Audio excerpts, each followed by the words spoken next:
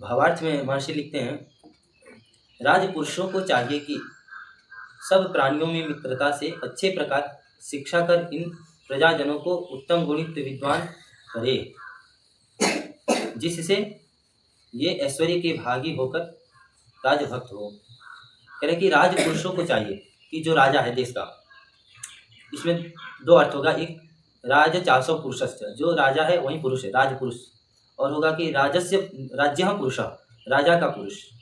राजा को और राजा का जो पुरुष है, मंत्री, सेनापति आदि जो राजा के सहायक हैं, उन सबको क्या चाहिए, उनका उद्देश्य क्या है, उनका कर्तव्य यह है। परमात्मा वेद के माध्यम से उनको कर्तव्य बता रहे हैं कि राजा को चाहिए मुख्य रूप से कि सब प्राणियों में मित्रता से अच्छे प्रकार शिक्षा कर। सब प्राणी अर्थ से समस्त प्राणी आ गए, समस्त जीव, कीड़े मकोड़े, पशु पक्षी, हर मनुष्य, स्त्री पुरुष, ब्राह्मण क्षत्रिय वैश्य शूद्र सब आ गए। तो जो ये कहते हैं कि शूद्रों को विद्या न दे, शूद्रों के लिए वेद नहीं है, शिक्षा नहीं है, स्त्रियों के लिए गायत्री मंत्र नहीं है, ये वेद विरुद्ध बातें हैं। ये वेद के पूर्ण रूप से विरुद्ध, अमान्य है। ये वेद स्वयं कह रहा है कि ये सब मनुष्यों के लिए, सब प्राणियों के लिए, यहाँ पे मनुष्य की तो बात छोड़िए, सब प्राणियों को कह दिया। अब प्राणियों को कैसे शिक्षा करेंगे, कौवे हो गया, पशु पक्षी, गाय भैंस को कैसे शिक्षा करेंगे? तो देखते हैं कि उनसे भी शिक्षा ली जाती है, बहुत से प्राणियों से। घोड़ों को शिक्षित किया जाता है, उनको युद्ध में कैसे युद्ध करने की शिक्षा दी जाती है। कुत्तों को शिक्षित किया जाता है, हाथियों को शिक्षा दी जाती है। तो जिन जिन प्राणियों से हम उपकार ले सकते हैं, उन सब प्राणियों को शिक्षित करें, मनुष्य को शिक्षित करें। हर व्यक्ति को शिक्षा अनिवार्य होनी चाहिए, वरना राजा उनको दंडित करे। ऐसा वेद में कह रहा है कि हर प्राणियों को मित्रता से अच्छे प्रकार शिक्षा कर। मित्रता से, अगर हम शत्रुता लेंगे तो शिक्षा नहीं हो सकती।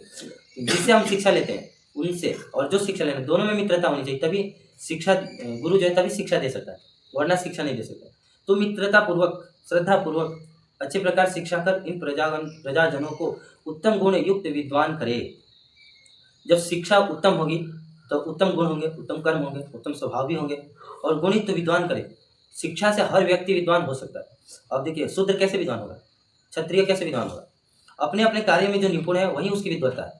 शूद्र सेवा कार्य कर रहा है तो उत्तम तरीका से कर रहा है, उत्तम गुणों से कर रहा है, कलापूर्वक कर रहा है, श्रेष्ठतापूर्वक कर रहा है, तो उसकी वही विद्वत्ता है। केवल विद्या पढ़ना ही विद्वत्ता नहीं है।